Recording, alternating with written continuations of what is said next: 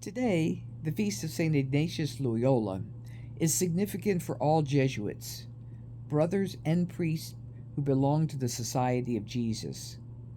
Founded by Ignatius, the order was recognized by Rome in 1540. As in today's Gospel reading from Matthew 13, God planted a small seed in Ignatius's heart. Almost 5 centuries later, that seed has blossomed into a tree of solace for many. Jesuits, men who live, work, play, and pray with us ordinary folk.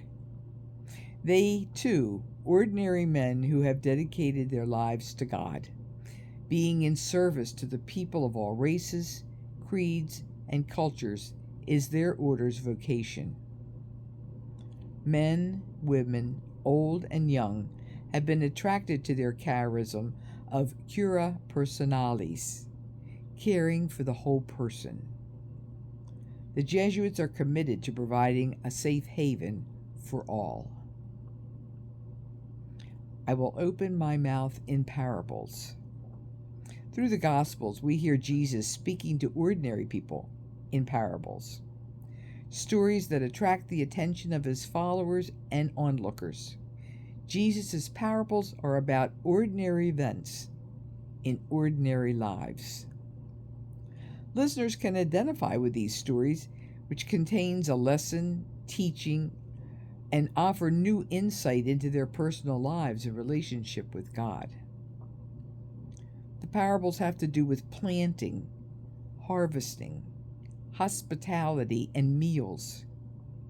They have to do with conflict, death, illness, friendship, and family.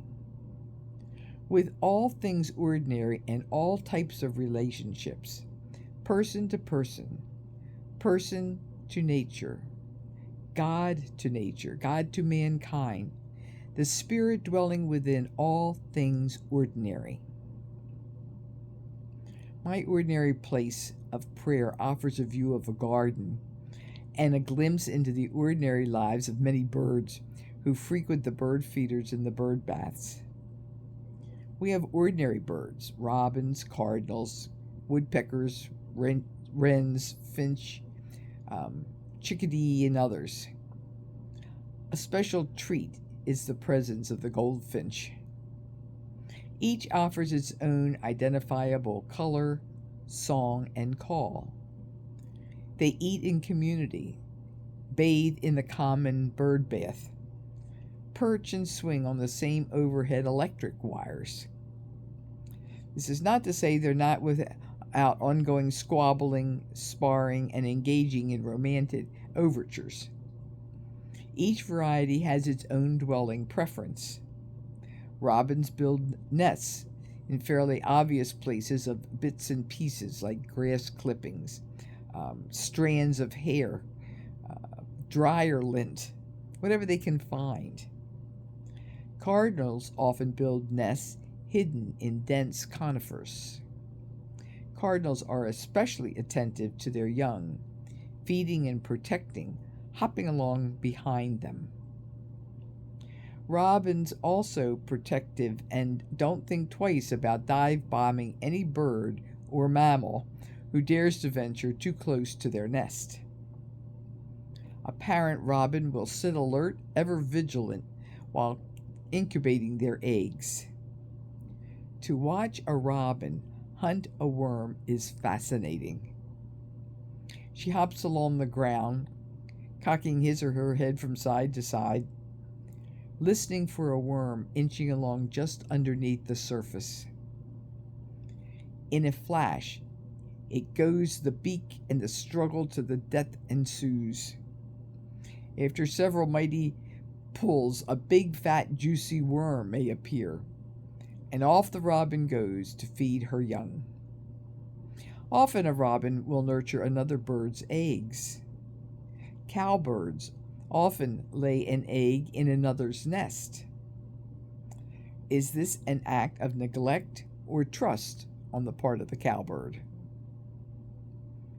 This ordinary backyard world of the bird is beautiful to behold. and offers much material for meditation and prayer. Birds live completely as they were created. They cannot be otherwise. We, on the other hand, can direct our actions as we please. I often miss, overlook, or deny the outstretched hand of God.